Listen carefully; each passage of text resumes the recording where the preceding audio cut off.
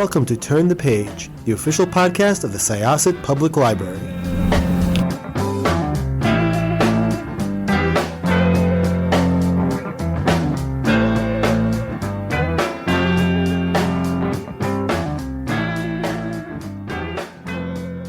Hello, everyone. Welcome back to Turn the Page. I'm your host today, Jen, and I am joined by the writer of a book that had me just like laughing nonstop this weekend. It was so funny and so interesting, and I am so excited to talk about it. Welcome to the show. Could I ask you to introduce yourself and your book, please? Hi, I'm Ruth Bonapace, and my book is the Bulgarian Training Manual. It's a novel. It is not a workout manual. It's basically a book about a book. I love books about books. I love especially books about mysterious books and hard to find books. Maybe that's just like in my nature as a librarian. But before we talk about the book itself, talk a little bit about your writing career and your journey to this book, if you could. We were talking about before the show that we are both alumni of Stony Brook. So can you talk about your writer's journey a little? Okay, I'd be happy to. When I got out of college, out of Stony Brook, I was part of the student newspaper there, and I got a job at another newspaper a little bit upstate. And then eventually I made my way to Associated Press, where I was there about 10 years. And during that time, I spent a couple of years of that as a sports writer. I was covering professional sports, which is not anything I had planned on. It just circumstances happened that way. And it was really interesting because anyway, I think parts of that inform the book that I have here.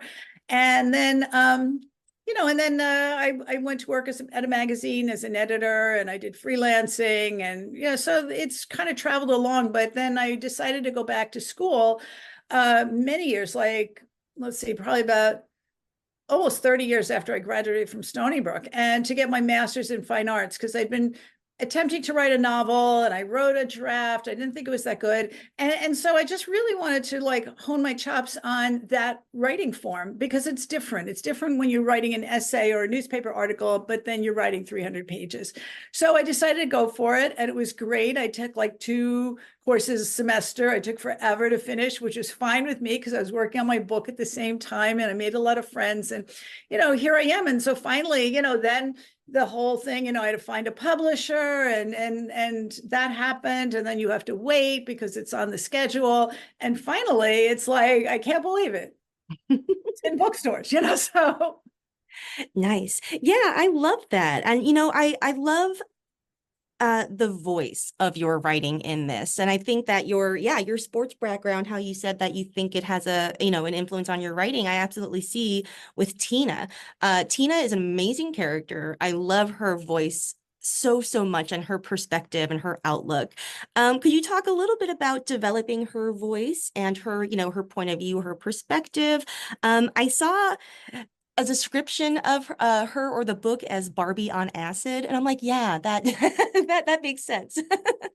Yeah, because that was not in my mind before, but when the movie came out and I was watching it, it was like, oh my gosh, all the Technicolor, everything, and it was all a little slightly speculative, but mine has more of an edge. And her voice, I lived in Jersey City for a while, and this takes place partly in Jersey City and Hoboken. And it's like the people who were there before gentrification, this is really like very much a city voice, but I heard it a lot, and I'm good with languages. And I kind of picked up on a lot of the mannerisms and the way of speaking.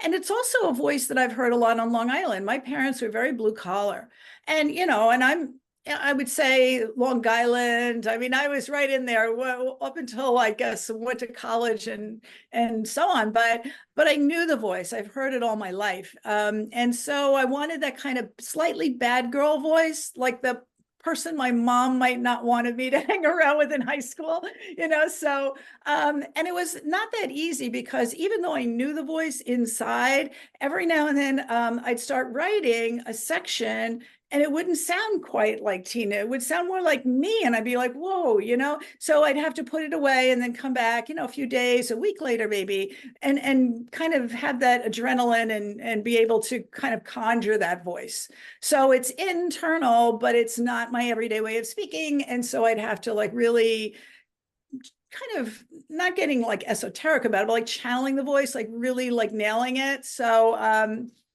that's how it came about. Cool. That's very resonant for me because yes, I've also been surrounded by this voice my whole life here on Long Island, and it was one that I did feel fluent in at one time. But I think around the same time going to college, I'm like, okay, I'm gonna try to sound more like everybody else. But it's a very familiar. Yeah, Yeah. exactly. I really think I sounded that way, you know, through much of my teens. Hmm. Yeah, and you know what? Like she is, how to put this? Like she's not always book smart, you know, like she hasn't heard of the city Sophia, but she's very canny and very clever and very sharp. Like she's on the ball, you know, and that like really, it feels a lot like me, my family sometimes, you know, like, and yeah, I love her perspective. So could you talk a little bit about the training manual itself? And I love like the way it's presented as a sort of like almost mythical text, but it does exist like in the flesh, and she holds it. Um, I'm wondering what kind of research you did into that or into like the fitness and wellness industry or culture in general, because you have a lot to say about that too. It's very satirical and very you know, pokes fun like in a pretty loving way sometimes, but yeah. Well, Tina, I really believe that you can be super whip smart, like street smart, and just not have that broader knowledge that you get in college. And even though the character Tina goes to college, you know, she didn't go, she didn't have that big a scope of interest there. And so I think you know, you can be really street smart, not let anybody get anything over on you. You know, you're kind of picking up on things left and right, connecting the dots, and that's what Tina does. And at the same time, I did a lot of research. I did research into like the gym. Like I first got the idea for this. I was at the gym like years ago, somebody, and I started hanging out there more frequently because I was going through a lot of stuff and I ended up going every day. And I started seeing these muscle magazines and these guys talking and preening. And one of the guys gave me some photocopied pages from a Bulgarian manual, which actually exists. If you Google Bulgarian manual, you'll see well, this is like basically based on what Bulgarian powerlifters do, which is like impossible for somebody like me to do. It's insane. I remember reading those pages and I'm thinking like, what? You know, how could anybody do this? And he's like, oh, this is really great. This is cutting edge. And I'm like, okay. So I went from there and I researched all sorts of things like the history of old time bodybuilders, turn of the century. And I managed to slip a little bit of that in without getting too academic, because really like women in 1890, 1900, if they were muscular or they were in the circus, they were in the freak shows, you know, this was not considered remotely acceptable. And then, and even in terms of diet, you know, there's all these crazy fad diets, and on the internet and Instagram, you click on one and you get 100 more, and some of them contradicting each other. So I even like went back and I pulled out in researching it a little bit about a monk's diet, which is actually true. It's like, well, what did people eat like in the medieval times? And it was like really funny. So, I mean, I thought it was funny as a contrast to how we think today. So, it's just, and it took a lot of work. Like it sounds really breezy as you go through the book, but melding a lot of those things in and yet keeping it light and funny and moving forward took some doing, but I had a lot of fun with it. Yeah. Yeah, it's really fun. It has a great sense of pacing too, while sort of still having like a sometimes like the feel of like a hangout movie, you know, like I almost like when I was reading it, I was almost reminded of like funny noirs, like The Big Lebowski or something, you know, and like it has that structure of just like a search or an investigation, but where the stakes aren't terribly high to begin with, you know, and like it, so it's just like really fun. Like, were there influences that you turned to or things for your sense of pacing or genre and stuff like that? Well, I would read it over to myself, and sometimes I'd read parts of it aloud just to kind of get a feel for like if the pacing, because you don't want it to go like go, go, go, go, go, go, go right to the end. You need to slow down a little bit, but you don't want to slow down too long. So some of this, I even ended up rearranging and rewriting some chapters. So I had some areas that are more introspective, and then it gets into the more zany part again. So I did think a lot about pacing, and it. Yeah, it it definitely needed to have a certain flow. Yeah.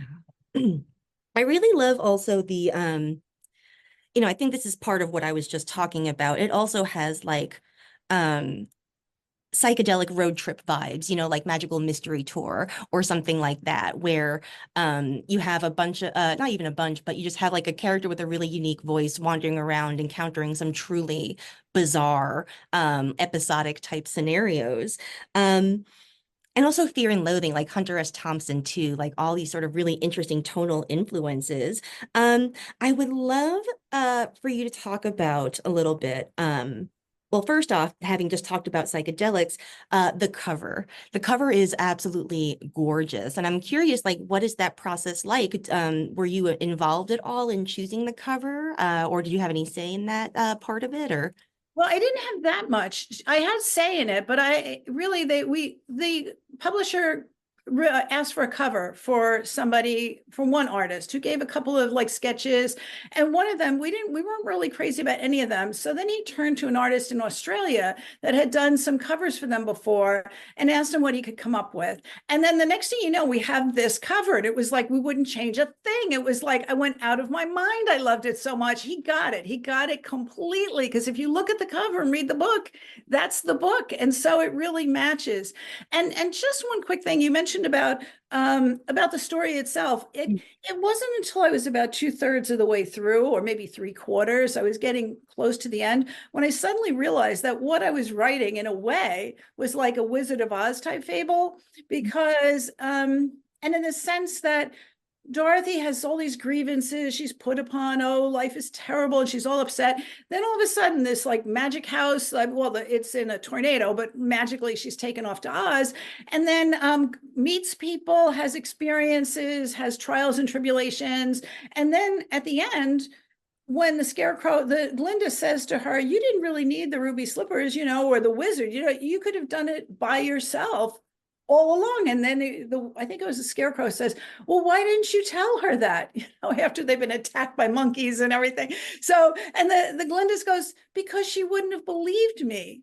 And then I was like, oh my gosh, because my character starts off, she's really unhappy, and then she ends up this kind of not almost as weird as a flying house. She ends up in Bulgaria, and then she meets people, has all these experiences, and then comes home changed in a way, because you can see as she's in Bulgaria, she's becoming more confident, stronger. And is it the book? Was the book the magic pill that made this happen? No, it's just a book.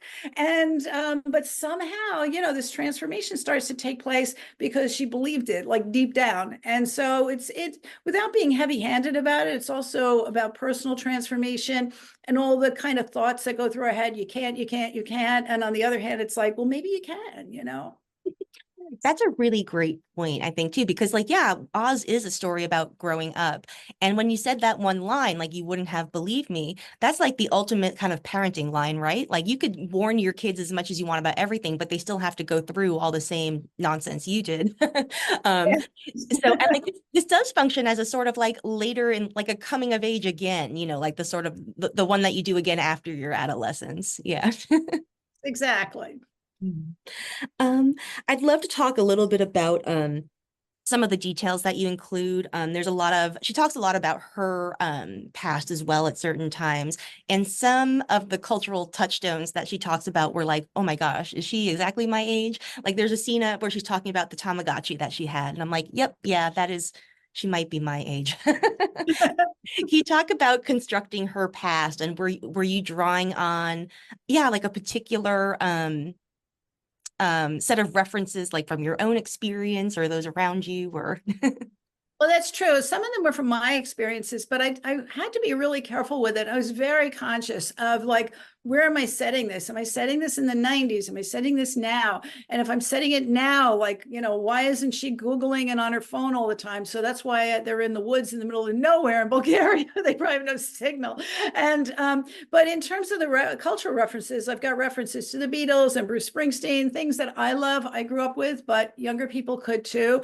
And I remember my kids were little. I have 3 kids, and one of them had a Tamagotchi, and they kept talking about cleaning its poop. And I'm like, what the heck, and then they die and and so I always thought that was like such a strange like phenomenon.